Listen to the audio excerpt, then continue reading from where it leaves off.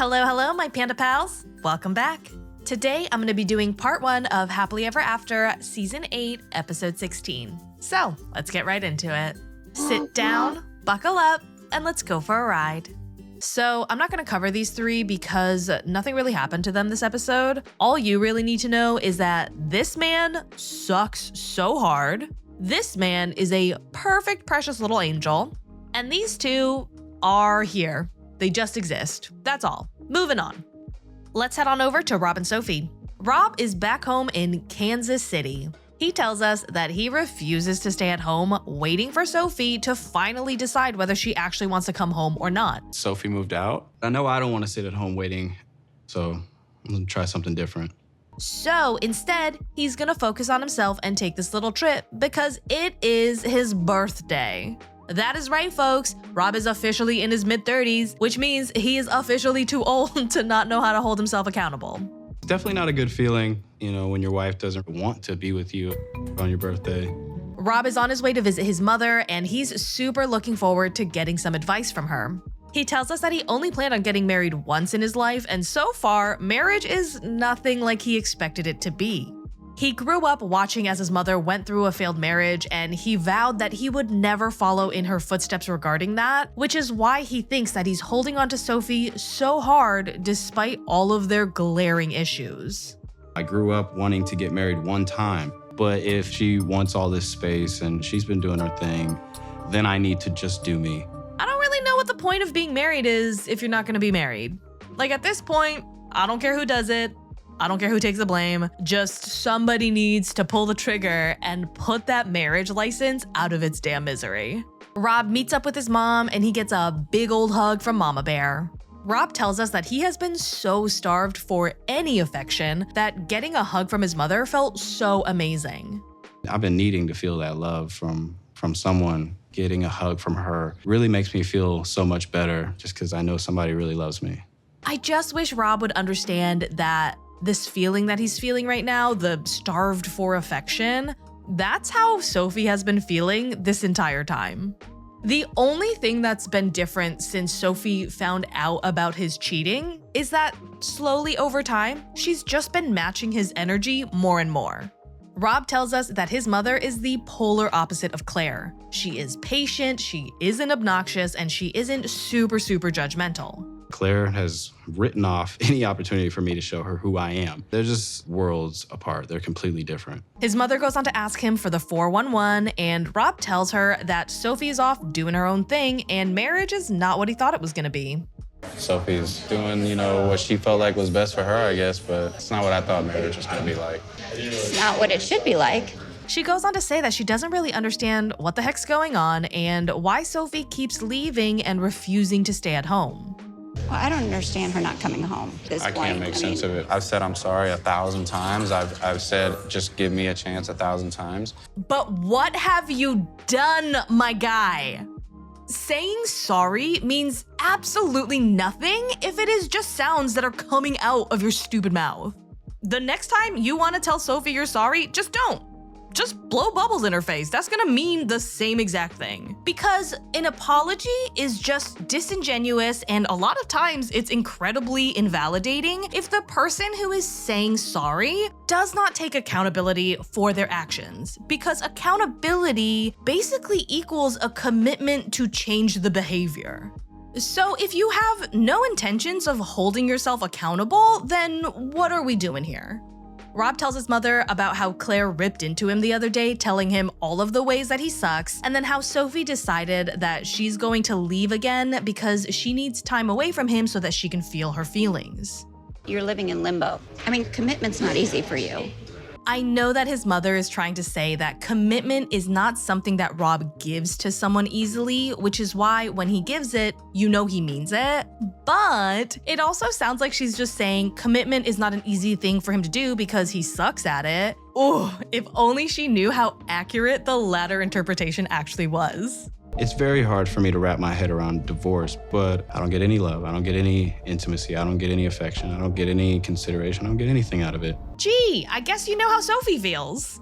Back in Texas, Sophie is with Kay. The two are getting ready for a night out on the town. Sophie tells us that it is weird not being with Rob on his birthday, considering he's celebrating with everyone he cares about. But at the end of the day, I still feel like it is the right decision to have this time apart because I know that ultimately this is going to be beneficial for us, regardless of the outcome. She tells Kay that it's Rob's birthday today, and Kay does not care. It's Rob's birthday today. Oh, yeah?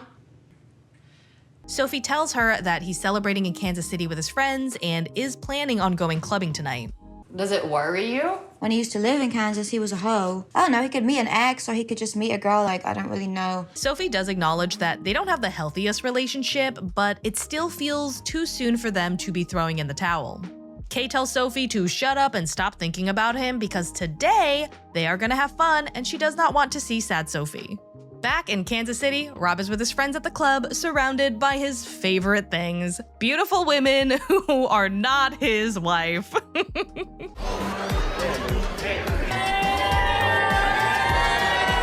The girls who work there, I don't know what their job title is. I don't know what these girls are putting on their LinkedIn. So we're just gonna call them Woo Girls. The Woo Girls start cozying up to Rob and telling him he's super duper cute and super duper sexy, and then drowning him in all of the alcohol. It is pretty tempting to just be carefree and completely forget about my marital issues. The Woo Girls start baiting him super hard and asking him, what would you do if I took your phone? What would you do if I bit your neck? Oh my god, what would you do if I let you f my and my and take your in my and spin me around on your until I on my I'm just kidding, the last bit didn't happen, but you know Rob definitely wishes it did. I do get hit on a lot, and by pretty women. I know how bad I could be, the access I have to be a dog. Another of Rob's friends joined them and says that he did not believe it when Rob said he got married because he has always known him to be the biggest player. So, seeing Rob here at the club as a married man doing what he do, he ain't surprised. You look like Scottie Pippen's ex-wife. I get Sandra Bullock. Scottie Pippen's ex-wife look better. I'm gonna go with Sandra Bullock's The person who's telling you says you look like the person who they think looks better. One of the Woo Girls, Julia, is super forward with him and tells him that she's about to kiss him on the lips. Are you like single? I'm in a very complicated situation. I think you're so handsome. Julia tells us that she thinks Rob is fine. She thinks he is scrumdiddly-umptious. She just wants to lick him from head to toe. She wants him to be the alpha to her omega. This be thirsty. Selfishly, I want to take him home and get to know him, and that's that. Let's see what's going on with Angela and Michael. It is a new day and the pair wake up with big old smiles on their faces. I think it's safe to say that Michael def got that dog in him, cause he def put his dog in her. My cooter's tingling. Oh my god. I wish I could go on to die never having heard that. But I can't. I can never unhear that. Angela tells us that she does feel a whole lot better today because Michael was super vulnerable last night when he told her that he has been so lonely without her. But despite his new show of expanded emotions, she still needs to decide for herself whether or not to believe what he told her. But you have to prove to me that this is not what your intentions are. I don't want to not trust you. Michael accepts that Angela is always gonna think he's at fault because he's not the most upfront with her, but he thinks that today does mark a new beginning for them. He hopes that once he gets his visa and goes on to live with her in the States, that her trust in him will only continue to grow. Angela tells him that she likes this whole talking and listening and not fighting thing, but the visa process is going to take a super long time. What happens if they start fighting again? What happens if she finds more dirt on him? That's why I gave you the phone to do. Check it all if you want to. There's nothing I'm hiding.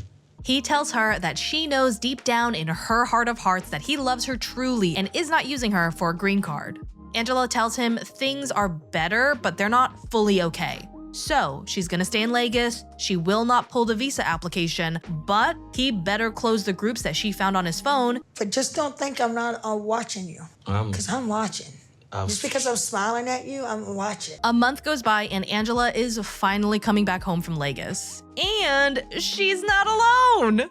Come on, let's go. I'm looking at the airports everywhere now, you know? It feels like I'm dreaming. Michael's visa was approved and he's finally in America. Angela wonders if Michael being in the US is going to strengthen their relationship or break them because now they're gonna be together 24/7. Can you imagine Angela all day, every day? They head home and Angela tells us that she has been keeping Michael's arrival a secret, which I am sure Skyla is going to be thrilled. I'm a little concerned at Skyla. I don't know how she's gonna act. Maybe she'll give you a chance to explain. And that, my Panda Pals, is all I have for you today. I hope you guys enjoyed the ride. If you are not subscribed yet, please do consider subscribing and joining this awesome Panda party. A huge shout out to my Panda patrons. You guys are the absolute best. I hope to see you guys for the next one. And as always, thanks for not letting me ride this train wreck alone. Bye.